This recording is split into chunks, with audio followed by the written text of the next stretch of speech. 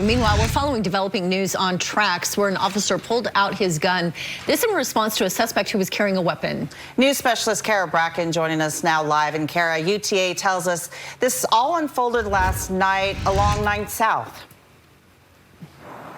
Yeah, UTA tells us two UTA officers were along 9th South in that area when a person had come up to them saying that they had been robbed. They then pointed them in the direction where this action had unfolded. So again, they moved over to 9th South, and then they moved in there. The person pointed the officers west, and then they made their way toward the suspect. After approaching the person who officers thought matched the description of the suspect, action started unfolding pretty fast. Found somebody that matched the description of the individual that was allegedly responsible for the robbery, made contact with him. He drew his knife. Our officer drew his weapon. TRAX is still running. The buses are still running. We haven't had an interruption of service.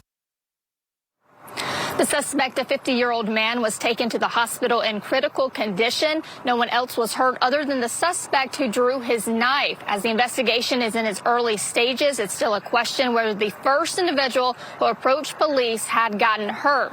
Now, there is protocol, and because an officer was involved with this, an outside means of investigation is coming in. So West Valley City, they are now taking over this investigation. Now they're reporting live here in West Valley City. I'm Kara Bracken for KSL 5 News. Thank you for that update, Kara.